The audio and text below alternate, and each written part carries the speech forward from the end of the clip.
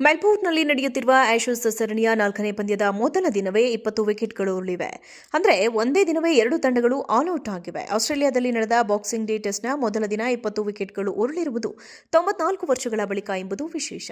ಈ ಪಂದ್ಯದಲ್ಲಿ ಮೊದಲು ಬ್ಯಾಟ್ ಮಾಡಿದ ಆಸ್ಟ್ರೇಲಿಯಾ ತಂಡವು ಕೇವಲ 152 ರನ್ಗಳಿಗೆ ಆಲ್ಔಟ್ ಆಗಿತ್ತು. ಇದಕ್ಕುತ್ತರವಾಗಿ ಬ್ಯಾಟಿಂಗ್ ಮಾಡಿದ ಇಂಗ್ಲೆಂಡ್ 110 ರನ್ಗಳಿಗೆ ಸರ್ವಪತನ ಕಂಡಿದೆ. ಅಂದರೆ ಉಭಯ ತಂಡಗಳು ಬ್ಯಾಟಿಂಗ್ ಮಾಡಿರುವುದು 75.1 ಓವರ್ಗಳನ್ನು ಮಾತ್ರ. ಇದಕ್ಕೂ ಮುನ್ನ ಬಾಕ್ಸಿಂಗ್ ಡೇ ಟೆಸ್ಟ್ ಪಂದ್ಯದ ಮೊದಲ ದಿನವೇ 20 ವಿಕೆಟ್ ಉರುಳಿರುವುದು 1931ರಲ್ಲಿ. ಆಸ್ಟ್ರೇಲಿಯಾ ಮತ್ತು ಸೌತ್ ಆಫ್ರಿಕಾ ನಡುವಣ ಈ ಪಂದ್ಯದ ಮೊದಲ ದಿನವೇ ಉಭಯ ತಂಡಗಳು ಆಲ್ಔಟ್ ಆಗಿದ್ದವು.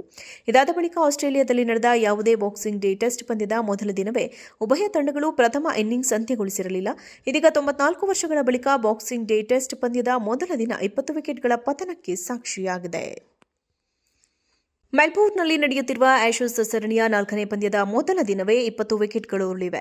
ಅಂದರೆ ಒಂದೇ ದಿನವೇ 2 ತಂಡಗಳು ಆಲ್ಔಟ್ ಆಗಿವೆ. ಆಸ್ಟ್ರೇಲಿಯಾದಲ್ಲಿ ನಡೆದ ಬಾಕ್ಸಿಂಗ್ ಡೇ ಟೆಸ್ಟ್ನ ಮೊದಲ ದಿನ 20 ವಿಕೆಟ್ಗಳು ಉರುಳಿರುವುದು 94 ವರ್ಷಗಳ ಬಳಿಕ ಎಂಬುದು ವಿಶೇಷ. ಈ ಪಂದ್ಯದಲ್ಲಿ ಮೊದಲು ಬ್ಯಾಟ್ ಮಾಡಿದ ಆಸ್ಟ್ರೇಲಿಯಾ ತಂಡವು ಕೇವಲ 152 ರನ್ಗಳಿಗೆ ಆಲ್ಔಟ್ ಆಗಿತ್ತು. ಇದಕ್ಕುತ್ತರವಾಗಿ ಬ್ಯಾಟಿಂಗ್ ಮಾಡಿದ ಇಂಗ್ಲೆಂಡ್ 110 ರನ್ಗಳಿಗೆ ಸರ್ವಪತನ ಕಂಡಿದೆ. ಅಂದರೆ ಉಭಯ ತಂಡಗಳು ಬ್ಯಾಟಿಂಗ್ ಮಾಡಿರುವುದು 75.1 ಓವರ್ಗಳನ್ನು ಮಾತ್ರ. ಇದಕ್ಕೂ ಮುನ್ನ ಬಾಕ್ಸಿಂಗ್ ಡೇ ಟೆಸ್ಟ್ ಪಂದ್ಯದ ಮೊದಲ ದಿನವೇ 20 ವಿಕೆಟ್ ಉರುಳಿರುವುದು 1931ರಲ್ಲಿ. ಆಸ್ಟ್ರೇಲಿಯಾ ಮತ್ತು ಸೌತ್ ಆಫ್ರಿಕಾ ನಡುವಣ ಈ ಪಂದ್ಯದ ಮೊದಲ ದಿನವೇ ಉಭಯ ತಂಡಗಳು ಆಲ್ಔಟ್ ಆಗಿದ್ದವು.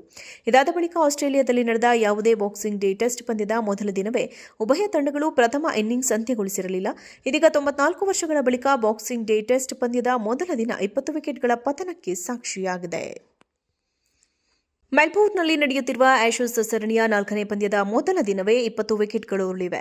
ಅಂದರೆ ಒಂದೇ ದಿನವೇ 2 ತಂಡಗಳು ಆಲ್ಔಟ್ ಆಗಿವೆ. ಆಸ್ಟ್ರೇಲಿಯಾದಲ್ಲಿ ನಡೆದ ಬಾಕ್ಸಿಂಗ್ ಡೇ ಟೆಸ್ಟ್ನ ಮೊದಲ ದಿನ 20 ವಿಕೆಟ್ಗಳು ಉರುಳಿರುವುದು 94 ವರ್ಷಗಳ ಬಳಿಕ ಎಂಬುದು ವಿಶೇಷ. ಈ ಪಂದ್ಯದಲ್ಲಿ ಮೊದಲು ಬ್ಯಾಟ್ ಮಾಡಿದ ಆಸ್ಟ್ರೇಲಿಯಾ ತಂಡವು ಕೇವಲ 152 ರನ್ಗಳಿಗೆ ಆಲ್ಔಟ್ ಆಗಿತ್ತು. ಇದಕ್ಕುತ್ತರವಾಗಿ ಬ್ಯಾಟಿಂಗ್ ಮಾಡಿದ ಇಂಗ್ಲೆಂಡ್ 110 ರನ್ಗಳಿಗೆ ಸರ್ವಪತನ ಕಂಡಿದೆ. ಅಂದರೆ ಉಭಯ ತಂಡಗಳು ಬ್ಯಾಟಿಂಗ್ ಮಾಡಿರುವುದು 75.1 ಓವರ್ಗಳನ್ನು ಮಾತ್ರ. ಇದಕ್ಕೂ ಮುನ್ನ ಬಾಕ್ಸಿಂಗ್ ಡೇ ಟೆಸ್ಟ್ ಪಂದ್ಯದ ಮೊದಲ ದಿನವೇ 20 ವಿಕೆಟ್ ಉರುಳಿರುವುದು 1931ರಲ್ಲಿ. ಆಸ್ಟ್ರೇಲಿಯಾ ಮತ್ತು ಸೌತ್ ಆಫ್ರಿಕಾ ನಡುವಣ ಈ ಪಂದ್ಯದ ಮೊದಲ ದಿನವೇ ಉಭಯ ತಂಡಗಳು ಆಲ್ಔಟ್ ಆಗಿದ್ದವು. ಇದಾದ ಬಳಿಕ ಆಸ್ಟ್ರೇಲಿಯಾದಲ್ಲಿ ನಡೆದ ಯಾವುದೇ ಬಾಕ್ಸಿಂಗ್ ಡೇ ಟೆಸ್ಟ್ ಪಂದ್ಯದ ಮೊದಲ ದಿನವೇ ಉಭಯ ತಂಡಗಳು ಪ್ರಥಮ ಇನ್ನಿಂಗ್ಸ್ ಅಂತ್ಯಗೊಳಿಸಿರಲಿಲ್ಲ. ಇದೀಗ 94 ವರ್ಷಗಳ ಬಳಿಕ ಬಾಕ್ಸಿಂಗ್ ಡೇ ಟೆಸ್ಟ್ ಪಂದ್ಯದ ಮೊದಲ ದಿನ 20 ವಿಕೆಟ್ಗಳ ಪತನಕ್ಕೆ ಸಾಕ್ಷಿಯಾಗಿದೆ. ಮೆಲ್ಬೋರ್ನ್ನಲ್ಲಿ ನಡೆಯುತ್ತಿರುವ ಆಶಸ್ ಸರಣಿಯ 4ನೇ ಪಂದ್ಯದ ಮೊದಲ ದಿನವೇ 20 ವಿಕೆಟ್ಗಳು ಉರುಳಿವೆ. ಅಂದರೆ ಒಂದೇ ದಿನವೇ 2 ತಂಡಗಳು ಆಲ್ಔಟ್ ಆಗಿವೆ. ಆಸ್ಟ್ರೇಲಿಯಾದಲ್ಲಿ ನಡೆದ ಬಾಕ್ಸಿಂಗ್ ಡೇ ಟೆಸ್ಟ್ನ ಮೊದಲ ದಿನ 20 ವಿಕೆಟ್ಗಳು ಉರುಳಿರುವುದು 94 ವರ್ಷಗಳ ಬಳಿಕ ಎಂಬುದು ವಿಶೇಷ. ಈ ಪಂದ್ಯದಲ್ಲಿ ಮೊದಲು ಬ್ಯಾಟ್ ಮಾಡಿದ ಆಸ್ಟ್ರೇಲಿಯಾ ತಂಡವು ಕೇವಲ 152 ರನ್ಗಳಿಗೆ ಆಲ್ಔಟ್ ಆಗಿತ್ತು. ಇದಕ್ಕುತ್ತರವಾಗಿ ಬ್ಯಾಟಿಂಗ್ ಮಾಡಿದ ಇಂಗ್ಲೆಂಡ್ 110 ರನ್ಗಳಿಗೆ ಸರ್ವಪತನ ಕಂಡಿದೆ. ಅಂದರೆ ಉಭಯ ತಂಡಗಳು ಬ್ಯಾಟಿಂಗ್ ಮಾಡಿರುವುದು 75.1 ಓವರ್ಗಳನ್ನು ಮಾತ್ರ. ಇದಕ್ಕೂ ಮುನ್ನ ಬಾಕ್ಸಿಂಗ್ ಡೇ ಟೆಸ್ಟ್ ಪಂದ್ಯದ ಮೊದಲ ದಿನವೇ 20 ವಿಕೆಟ್ ಉರುಳಿರುವುದು 1931ರಲ್ಲಿ. ಆಸ್ಟ್ರೇಲಿಯಾ ಮತ್ತು ಸೌತ್ ಆಫ್ರಿಕಾ ನಡುವಣ ಈ ಪಂದ್ಯದ ಮೊದಲ ದಿನವೇ ಉಭಯ ತಂಡಗಳು ಆಲ್ಔಟ್ ಆಗಿದ್ದವು.